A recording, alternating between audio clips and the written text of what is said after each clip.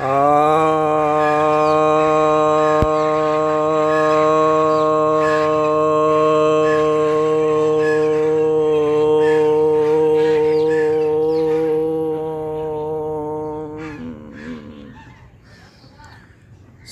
भक्तजनों को सप्रेम नमन।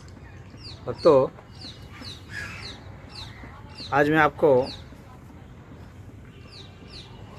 ठंड से बचने का योग बतलाने जा रहा हूँ। एक भक्त हैं, उन्होंने यह पूछा है, कहा है कि योगी को ठंड नहीं लगनी चाहिए।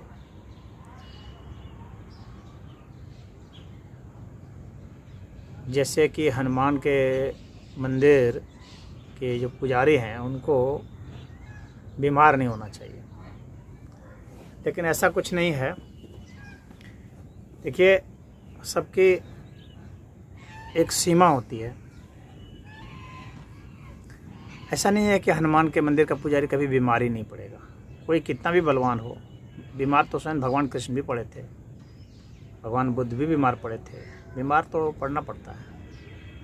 हर व्यक्ति रोगी है और हर समय रोगी है, इस बात को भी ध्यान रखना है। यह नहीं कि वह किसी समय रोगी नहीं है। हर व्यक्ति हर समय रोगी होता है। उसके लक्षण जब रोग के जब बहुत ज़्यादा प्रकट हो जाते हैं तब दिखता है, तब हम लोग कहते हैं कि हाँ अब यह रोगी है। लेकिन नहीं, सदैव रोगी होता है, क्योंकि हम लोग किसी को खा रहे हैं तो कोई हमें भी खाएगा। हमारे शरीर में भी अनगिनत बैक्टीरिया वायरस रहते हैं,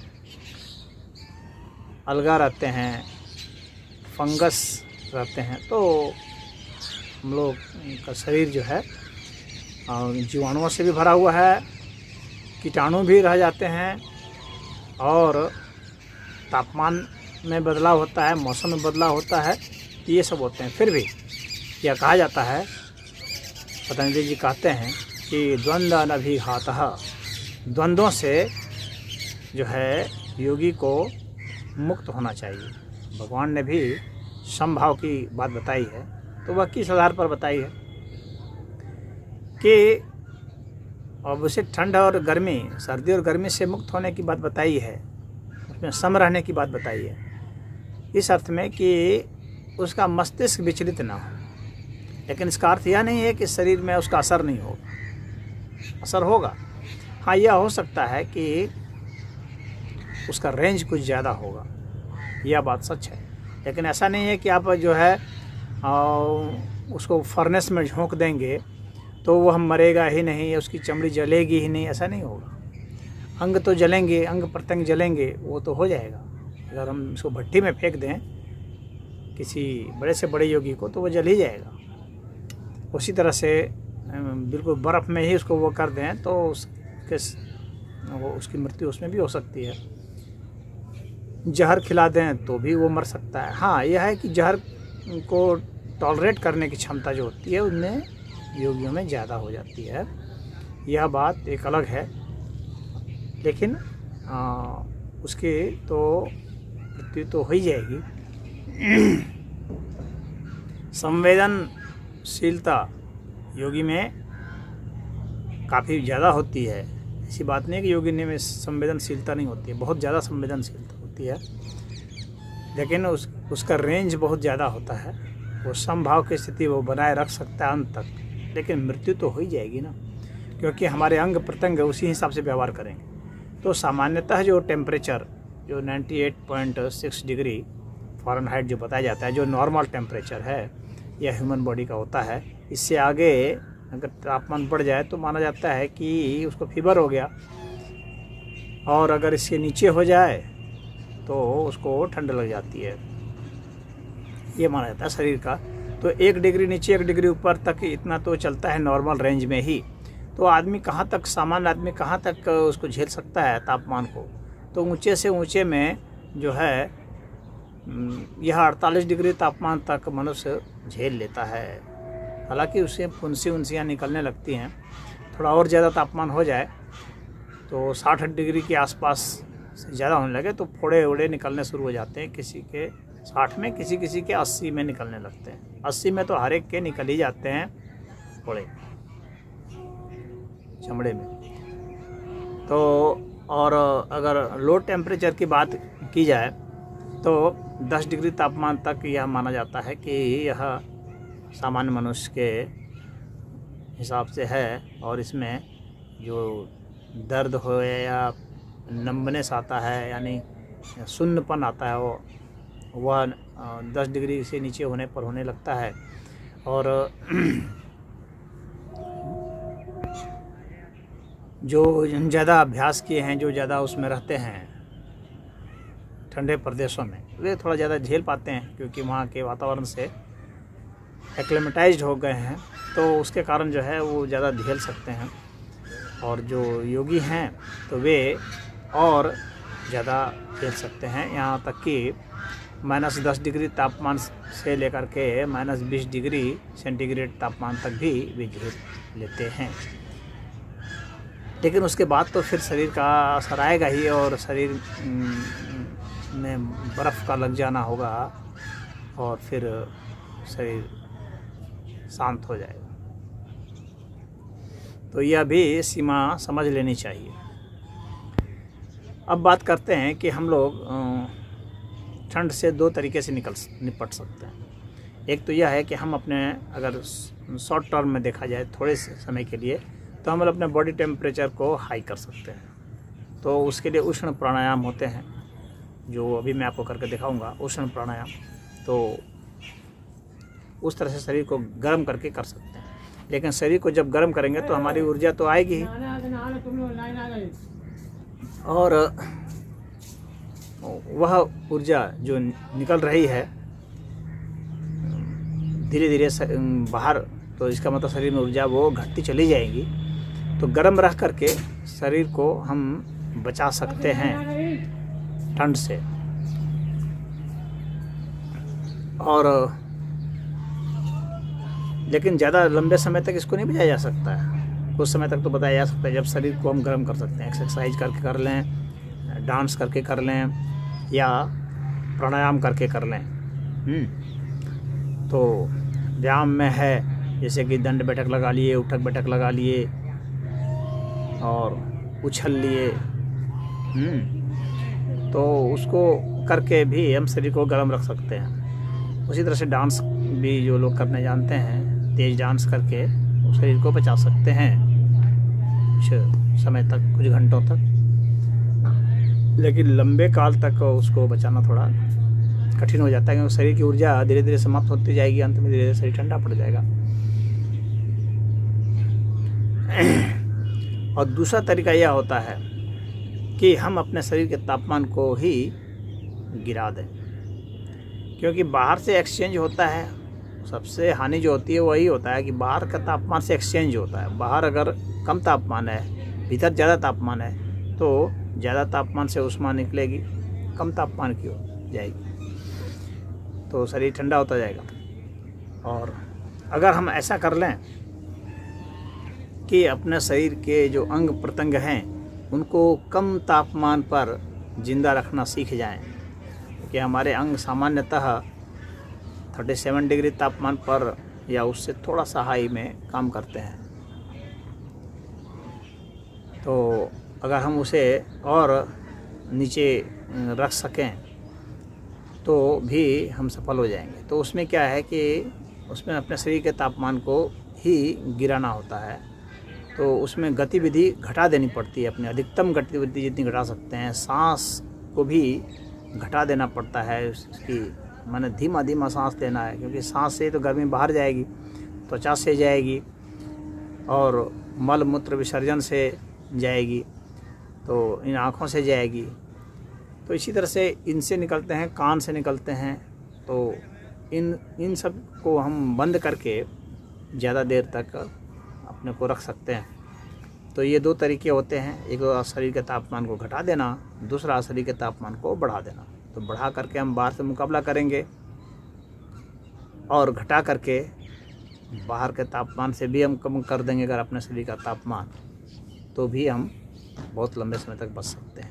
या कम नहीं भी कर सकें तो भी अधिक से अधिक ठंडा करते जाएंगे तो भी हम बहुत देर तक बच सकते हैं। तो ये 2 तरीके होते हैं, लेकिन जो दूसरा तरीका है उसके लिए अच्छा अभ्यास करना पड़ता है कि अपने अंगों को किस तरह से कम तापमान पर कार्य करने देना है। तो मैं दोनों ही चीज़ें आपको बता दूंगा, बहुत आसानी से आप कर सकते हैं। पहले गर्म करने वाला जो है उष्ण प्राणायाम जो है उसको बतला रहा हूँ, जो कि जब हिमालय पर जाते हैं, हम लोग भी वहाँ रहे हैं तो वहाँ पर जैसा करते रहे हैं, उष्ण ताप प्राणायाम भी किए हैं और शीत ध्यान भी किए हैं। जो शीत ध्यान जो मैंने बताया शरीर को तापमान को गिराने का, वो शीत ध्यान कहलाता है। तो वह वहाँ पर कर सकते हैं, वह लंबे समय तक वहाँ रहा जा सकता है उस तरह से। तो पहले उष्ण प्राणायाम करके दिखलाता हूँ।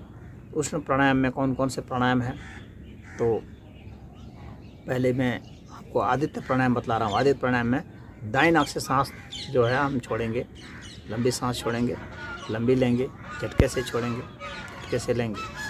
तो 2 तरीके से करते हैं, एक तो लंबी लेकर के करते हैं और एक झटके से करते हैं। तो जब झटके से हम इसको करेंगे तो यह कपालभाति में से ही आ जाता है, तो दक्षिण कपालभाति कहलाता है। तो पहले जो है आदित्य प्राणायाम करते हैं। बाएं को बंद कर लिए, ये 2 उंगली यहाँ रखे। और एक चीज़ और बता दूं कि जो यह है, ये मुद्रा है सूर्य मुद्रा। इस मुद्रा का प्रयोग करते हैं। तापमान को मेंटेन रखने में यह भूमिका अच्छी निभाता है। यानी जो अनामिका उंगली है उसको हम अपने अंगूठे के टिप से मिला देते हैं। अब इसके बाद दाएं नाक से सांस लेंगे लंबी, और लंबी सांस छोड़ेंगे।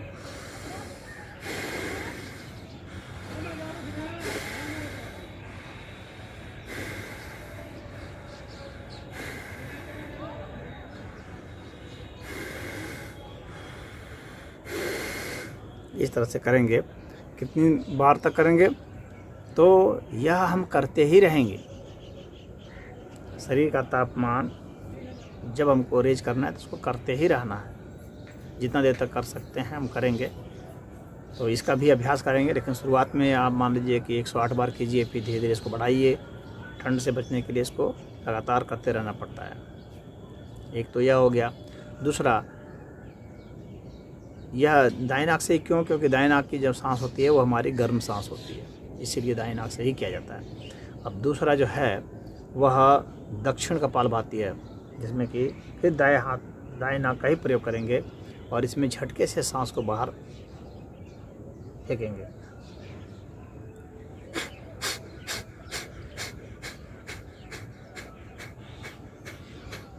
इस तरह से आपको फेंकना है।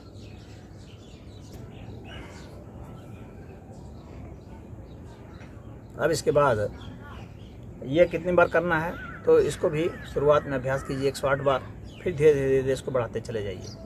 और इसको कहाँ तक बढ़ा सकते हैं, तो अधिक से अधिक आप यहाँ तक कर सकते हैं। 5 मिनट, 10 मिनट, 15 मिनट करके शरीर का तापमान जब बहुत गर्म होने लगे, ब्लड प्रेशर हाई होने लगता है इसमें, फिर थोड़ा सा ठहर जाएंगे, रुक जाएंगे, शरीर पर्याप्त गर्म हो चुका होगा, फिर इसको करेंगे। अब इसके बाद कपालभाति इस तरह से करेंगे जो सामान्य कपालभाति किया जाता है। फेंकने पर जोर होगा सांस को, नाभि की ताकत से फेंकेंगे और सूर्य मुद्रा लगा लेंगे।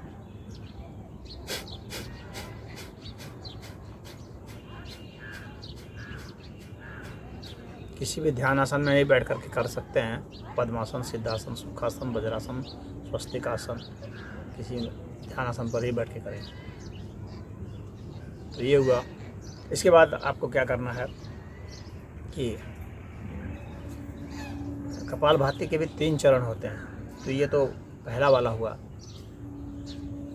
दूसरा जो है वह थोड़ा सा इससे और गर्म होता है, उसमें और थोड़ी गर्मी आती है। तो उसको क्या करेंगे कि दोनों नाक से जोर जोर से सांस छोड़ेंगे और उसमें नाभि का और सीने का दोनों का प्रयोग होगा।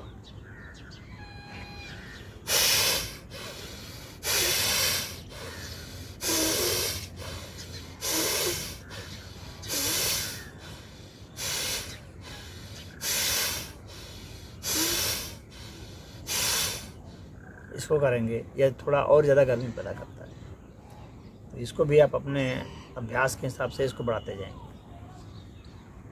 अब इसके बाद है कि इसमें तीनों का प्रयोग करना। ये तीसरा चरण होता है कपालभाति का, यह अंतिम चरण है जिसमें कि नाभि का प्रयोग करेंगे, सीने का प्रयोग करते हैं और कंधे का प्रयोग करते हैं। इन तीनों के प्रयोग से करते हैं और दोनों हाथों को यहाँ पर रख लेंगे, यानी जांघ पर रख लेते हैं दोनों हाथों को और स्पंज की तरह इसको बाहर निकालते हैं। ये बहुत ज़्यादा होता है। जो वे 2 अभ्यास करने में समर्थ हो चुके हैं वे ही लोग इसको करेंगे। इसको शुरुआत में साधक नहीं करेंगे क्योंकि यह बहुत ज़्यादा उष्ण होता है और तापमान को शरीर में बहुत तेज़ बढ़ाता है।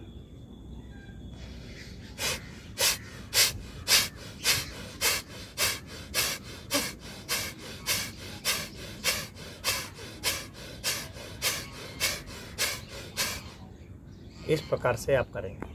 शुरुआत में 108 बार, धीरे धीरे इसको बढ़ाते जाएंगे, अपनी क्षमता के अनुसार बढ़ाते जाएंगे। इस तरह से शरीर का तापमान यह बढ़ाता जाएगा, गर्मी बढ़ाती जाएगी, गति बढ़ाता जाएगा।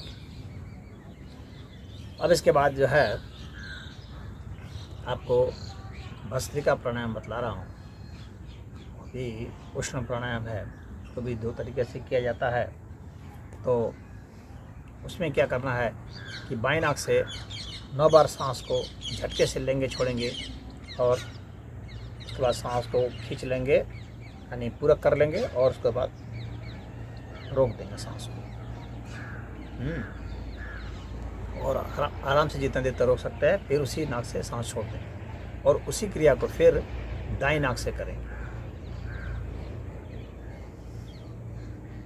9 बार करना, 10वीं बार में भर करके रोक लेना। और मुद्रा आपकी यही रहेगी, सूर्य मुद्रा।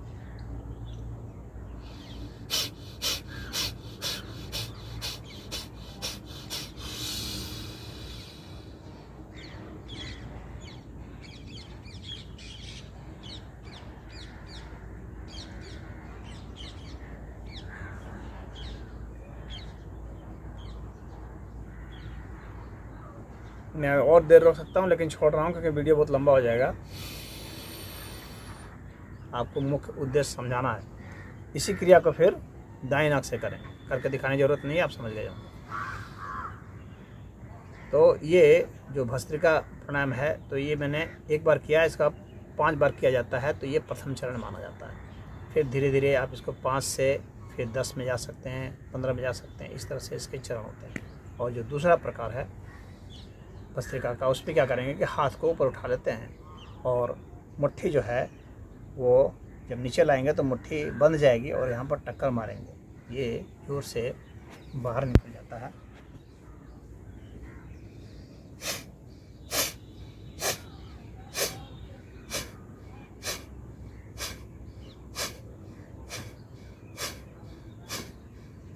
इस तरह से करेंगे आप 108 बार शुरुआत में करेंगे। धीरे धीरे अभ्यास से आप चले जाएंगे। लेकिन जो 108 बार नहीं भी कर सकते हैं तो उन्हें पहले कई बार करना चाहिए, फिर धीरे धीरे 108 बार ले जाएं, फिर धीरे धीरे आगे बढ़ें। यानी आपको अपने अभ्यास के हिसाब से ही इसको आगे ले जाना। अब इसके बाद प्राण अपान संयुक्त प्राणायाम बतलाने जा रहा हूँ। यह काफ़ी गर्मी पैदा करता है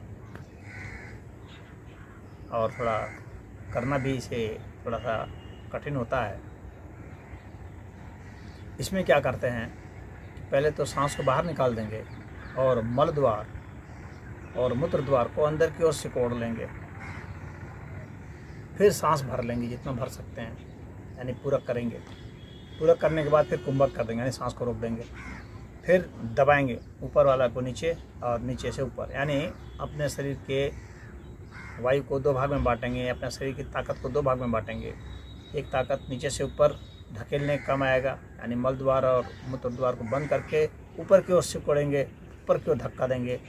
और दूसरा ये फेफड़े का हिस्सा है, हृदय का हिस्सा है, सांस को भर करके नीचे की ओर दबाएंगे। इन दोनों की टक्कर नाभि के आसपास होगी।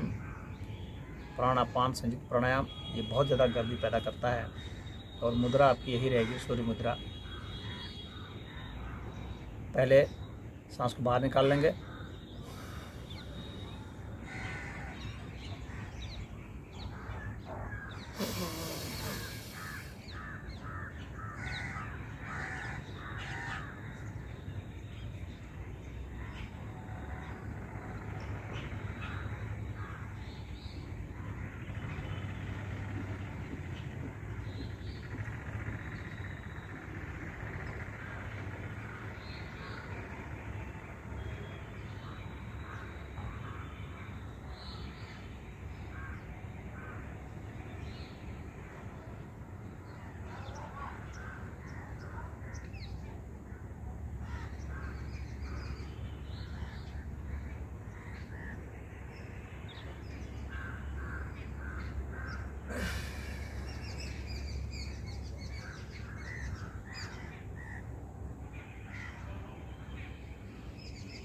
ये एक बार मैंने आपको दिखाया करके। तो ऐसा ऐसा आप अभ्यास धीरे धीरे बढ़ाते हुए 10 बार कीजिए, 15 बार कीजिए, 20 बार कीजिए, करते करते करते 108 बार तक आपको ले जाने की ताकत हासिल करनी है। तभी आप जो है हिमालय की ठंड को बर्दाश्त, उसका मुकाबला करने में समर्थ होंगे बिना गर्म कपड़ों के। वैसे वहाँ पर औषधियाँ भी, गर्म औषधियाँ मिलती हैं जिनको साधु संत खाते हैं, जैसे कि अश्वगंध है, जैसे कि केसर है, काफ़ी गर्म होता है केसर, शिलाजीत है, बहुत गर्म होता है, शतावर है, ये होते हैं, केवाच होता है। तो ये सब खा करके वहाँ पर रहा जाता है। मूसली है, वो भी गर्म होता है, तो साधु संत खाते हैं। और वहाँ कुछ और भी औषधियाँ होती है जिसको कि बताया नहीं जा सकता है, उसको विज्ञान जगत भी अभी नहीं जान रहा है। वे औषधियाँ सिर्फ साधु संत जानते हैं हिमालय के, और वो प्रतिबंधित है बताना, वो सिर्फ साधुओं के बीच में ही, और वो भी जो वास्तव में काफ़ी लंबे समय तक तपस्या किए हैं उन्हीं को बताया जाता है, ताकि वह सीक्रेट बाहर नहीं आए। अन्यथा यहाँ लाभ कमाने वाली कंपनियाँ उसको बिल्कुल विनष्ट कर देंगी, क्योंकि उनकी मात्रा बहुत कम है, संख्या बहुत कम है उनकी, बहुत थोड़ी मात्रा में पाई जाती है औषधि, लेकिन काफ़ी गर्म होती है इन सब से। एक दिन खा करके आप 7 दिन तक आराम से गर्मी वो कर सकते हैं, तो इतनी गर्म होती है। अब इसके बाद ये बताऊं कि वहाँ एक चीज़ और होता है कि घी पोत लिया जाता है शरीर में, और उसके ऊपर राख भस्म लगा लेते हैं, जो कि बहुत बड़ा स्वेटर का काम करता है। आप समझ लीजिए कि घी पोत करके फिर भस्म पोत देना, और उसके बाद भस्म पोतने के बाद फिर ऊपर के भस्म के ऊपर भस्म इस तरह से पोता जाता है। हाँ, पहले बहुत बारीक सा भस्म पोता जाता है, और वो भस्म भी बनाया जाता है गर्म चीज़ों का, क्योंकि अलग अलग चीज़ों के भस्म की तासीर अलग होती है। जैसे कि मदार है, उसका जो भस्म है काफ़ी गर्म होता है, तो उसको, उसकी लकड़ी का जब भस्म बनाएंगे तो वो शरीर को बहुत ज़्यादा गर्मी देगा। इसी तरह से बहुत सारा है, तो घी है या चर्बी है, कुछ भी पोत लिए उसके ऊपर भस्म लगा लेते हैं। बहुत सारी औषधियाँ हैं वहाँ पर, जैसे देवदारू हैं, ये सब हैं, तो उन सब का भी भस्म सब बनता है, उसको लपेटा जाता है, तो वो काफ़ी शरीर को गर्म रखता है काफ़ी। तो एक तरीका वह भी है जिससे कि वहाँ पर साधु संत रहते हैं भस्म लगा करके। आप देखे होंगे नागा साधु सब अधिकतर भस्म लगाते हैं, तो वह उन्हें ठंड से बचाने के काम में आता है। अब इसके बाद जो है मैं आपको दूसरी विधि की ओर ले चल रहा हूँ, जिसमें कि शरीर का तापमान गिरा दिया जाता है। तो शरीर का तापमान गिरा करके भी हम जो है ठंड से मुकाबला कर सकते हैं। अच्छा, इसमें एक विधि और भी है, तो उसको भी मैं बता देता हूँ। वह भी काफ़ी गर्म करता है। उसमें क्या करना है कि मल द्वार और मूत्र द्वार को सिकोड़ लेना ऊपर की ओर, सांस को बाहर निकाल के यानी रिचेक करके उसको सिकोड़ लेना होता है, और उसके बाद उस कपालभाति करनी होती है। तो वह भी बहुत ज़्यादा शरीर में गर्मी पैदा करता है। यानी आप मल द्वार मूत्र द्वार को सिकोड़ लें अंदर की ओर, यानी मूल बंद लगा लें। तो मूल बंद लगाने के बाद ये जो है, ये मुद्रा, सूर्य मुद्रा, ये भी शरीर में गर्मी पैदा करता है। अब इसको सांस को बाहर निकाल दिए, रेचक किए, मल द्वार और मूत्र द्वार को सिकोड़ लिए अंदर की ओर, और उसको थामे रखेंगे, उसको वापस नहीं जाने देंगे। यानी सांस जब भरेंगे तो वापस छूटनी नहीं चाहिए। अब इसी में कपालभाति करेंगे। मैं आपसे बात कर रहा हूँ लेकिन मैं होल्ड किया हुआ हूँ। अब इसके बाद देखिए,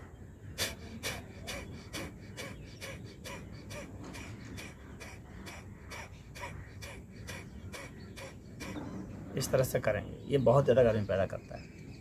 तो इस विधि से भी आप शरीर को बहुत गर्म रख सकते हैं।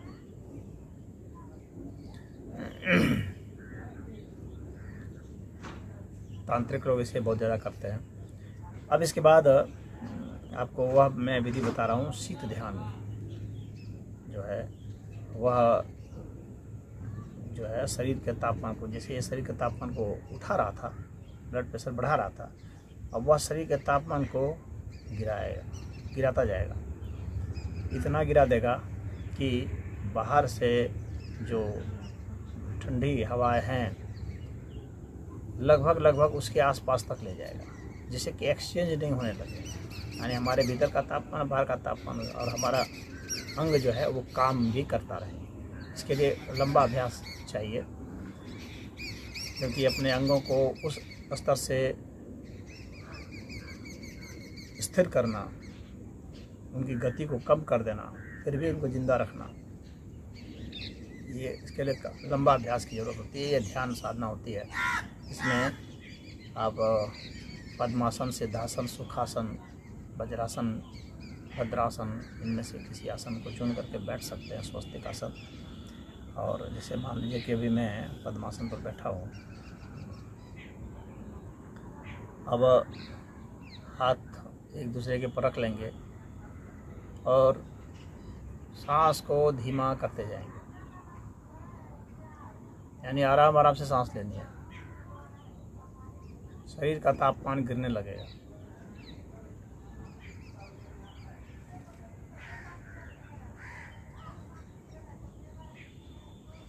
उत्तेजना घटने लगेगी।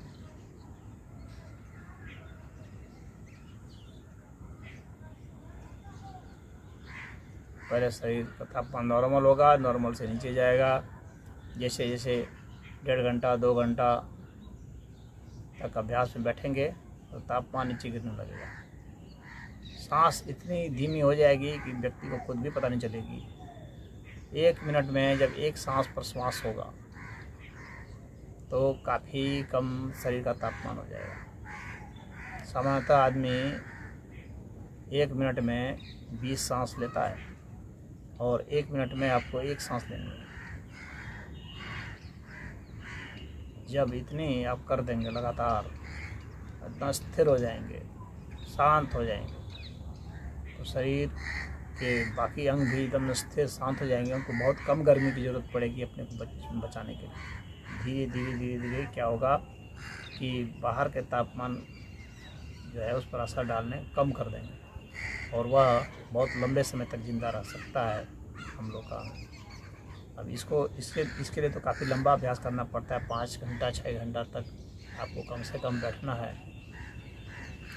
और ज़्यादा तो ज़्यादा, क्योंकि सब तो बहुत देर बैठ जाते हैं, 10 घंटे 12 घंटे भी बैठे रहते हैं। आप चाहे तो दीवार का टेक ले सकते हैं और आराम से बैठे रहिए। वही भस्म पोत करके जैसे मैंने बताया, और उसको इस तरह से करते रहते हैं, तापमान एकदम गिर जाता है और वे वहाँ पर आराम से रह सकते हैं। तो -20 डिग्री सेंटीग्रेड तक भी योगी इस तरह से रह लेता है। तो यह ठंड से बचने का राज है जो मैंने आपको बताया।